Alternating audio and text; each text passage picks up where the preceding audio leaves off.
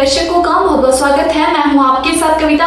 शाम के बज चुके हैं 5। उपस्थित हूं आपके समक्ष आज का बुलेटिन लेकर। आइए नजर जाते हैं आज के बुलेटिन पर। बागवानों के लिए खुशखबरी, सेब का न्यूनतम आयात मूल्य 80 रुपए तय, अधिसूचना का इंतजार।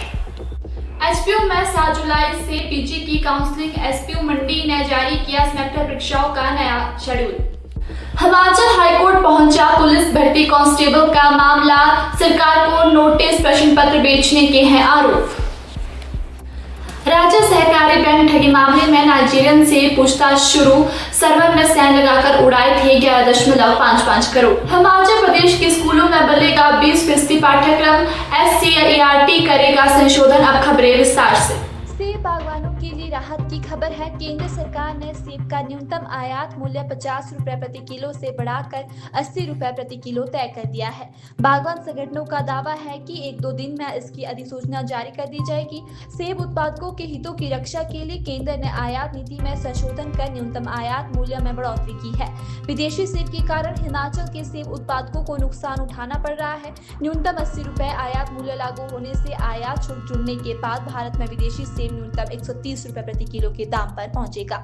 South Asian free trade countries के जरिए सेब के अवैध आयात पर यदि रोक लगे तो केंद्र सरकार का यह फैसला हिमाचल के सेब बागवानों के लिए अधिक लाभप्रद साबित होगा।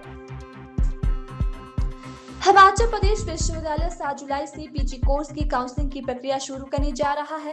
इससे प्रवेश परीक्षा के प्राप्त अंक के आधार पर पीजी कोर्स के लिए पात्र एसपीयू से यूजी कोर्स पूरा करने वाले विद्यार्थियों को काउंसलिंग में अपीयर होने में दिक्कतें पेश आ सकती है। हालांकि सरदार पटेल विश्वविद्यालय बीकॉम के नतीजे घोषित करने के बाद बीएससी का परिणाम जल्द घोषित करने का दावा कर रहा है। एसपीयू ने इन दोनों कक्षाओं के नतीजे काउंसलिंग शुरू होने से पहले घोषित कर दिए तो यह छात्रों के लिए बड़ी राहत होगी। नतीजे नहीं भी आए तो सरदार पटेल वीवी मंडी पीजी प्रवेश मेरिट में आने वाले अपने विद्यार्थियों के गोपनीय परीक्षा परिणाम वीवी को उपलब्ध करवाने पर राजी हुआ है।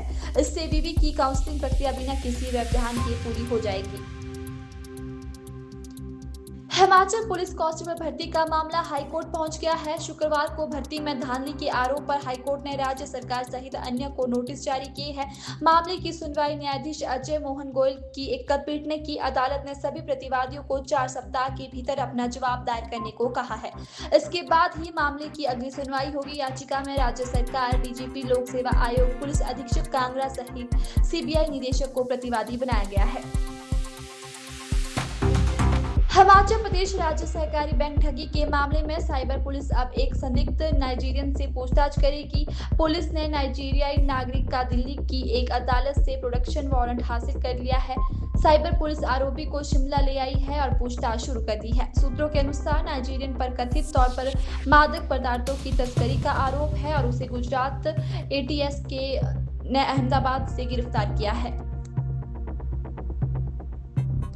हिमाचल के स्कूलों में 20% पाठ्यक्रम बदलेगा। नशा मुक्ति, सड़क सुरक्षा, हिमाचल की संस्कृति, वेशभूषा, इतिहास के विषय अनुपूरक पुस्तकों में शामिल किए जाएंगे।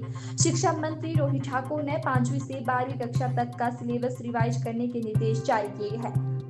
एससीईआरटी पाठ्यक्रम में संशोधन करेगा। 80% सिलेबस पहले की तरह एनसीईआरटी का ही स्कूलों में पढ़ाया जाएगा। शिक्षा मंत्री ने कहा कि नशे की रोकथाम के लिए मुख्यमंत्री के निर्देशों पर स्कूली बच्चों को जागरूक करने के लिए नशा मुक्ति को लेकर पाठ शामिल किए जा रहे हैं। आज के बदलते दौर में प्रदेश की संस्कृति की जानकारी देना भी जरूरी हो गया है। फिलहाल इतना ही। ऐसे ही तमाम खबरों को जानने के लिए जुड़े रहे समाधान भारत के साथ। तब तक के लिए धन्यवाद।